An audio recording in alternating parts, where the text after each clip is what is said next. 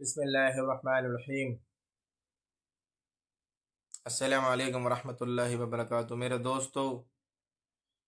دین اسلام کی شروعات کب ہوئی اور محمد مصطفیٰ صلی اللہ تعالیٰ علیہ وسلم کو نبوت کب ملی؟ محمد مصطفیٰ صلی اللہ تعالیٰ علیہ وسلم کو 40 سال 6 مہینے 10 دن میں نبوت ملی، اور 21ویں روزے کا سب تھی جب آپ کو نبوت ملی۔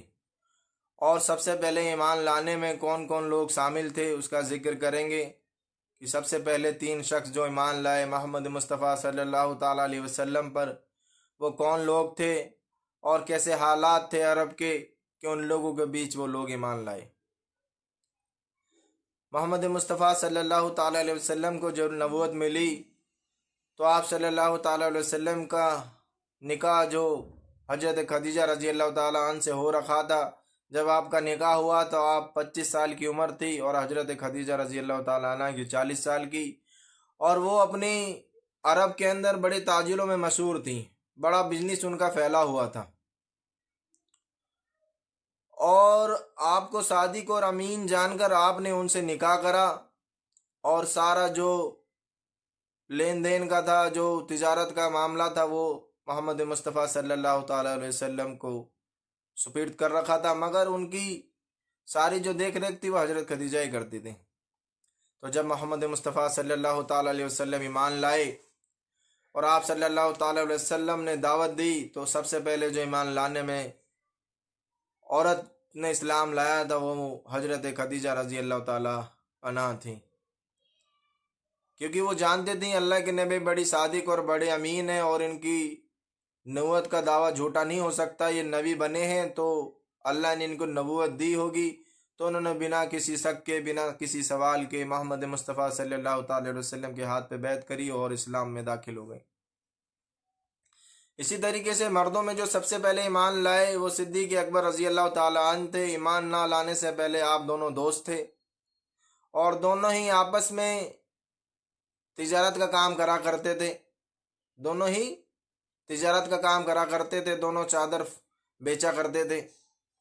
جب محمد مصطفیٰ صلی اللہ تعالیٰ علیہ وسلم نے حضرت صدیق اکبر رضی اللہ تعالیٰ عنہ سے کہا میں اللہ کا نبی ہوں، چنانچہ میرے ہاتھ پہ بیعت کر کے اسلام میں داخل ہو جاؤ، تم دنیا اور آخرت کی کامیابی پا جاؤ گے، دونوں جہاں میں کامیاب ہو جاؤ گے،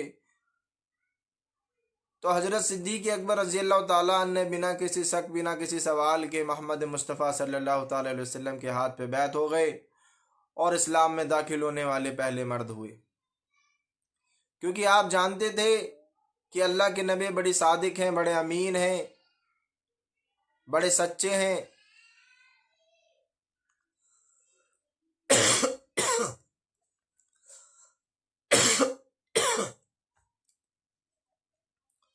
تو آپ صلی اللہ تعالی وسلم کے ہاتھ پہ جو سب سے پہلے ایمان لائے مردوں میں وہ حضرت صدیق اکبر رضی اللہ تعالیٰ عنہ۔ اسی طریقے سے حضرت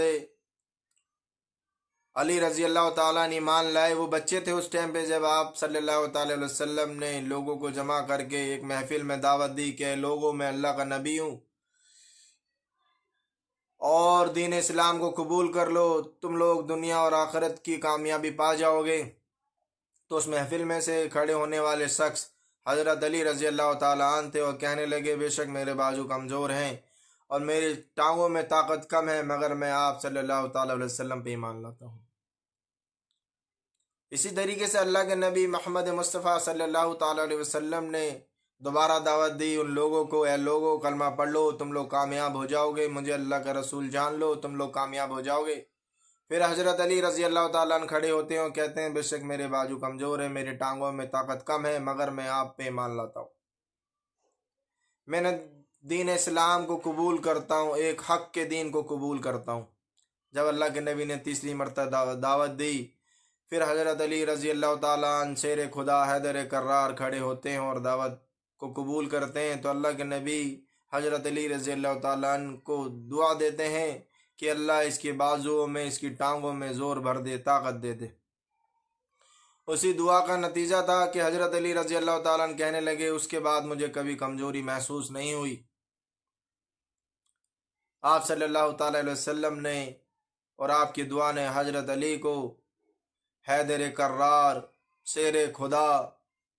اور یہاں تک کہا کہ علی مجھ سے ہے، میں علی سے ہوں۔ تو اسلام میں داخل ہونے والے سب سے پہلے 3 شخص حضرت خدیجہ رضی اللہ تعالیٰ عنہ، حضرت صدیق اکبر رضی اللہ تعالیٰ عنہ اور حضرت علی رضی اللہ تعالیٰ عنہ تھے، جنہوں نے دین اسلام کو قبول کرا اور دین اسلام کو پھیلانے میں بڑی تکلیفیں برداشت کر دین اسلام کو پھیلایا، جس میں صدیق اکبر رضی اللہ تعالیٰ عنہ پہلے خلیفہ بنے، خلفائے راشدین بنے، اور حضرت علی شیر خدا حیدر کرار چوتھے خلیفہ بنے۔ اللہ تبارک تعالی ہم لوگوں کو اپنے دین حق کے بارے میں جاننے کی توفیق دے اور دین حق پہ چلنے کی توفیق دے۔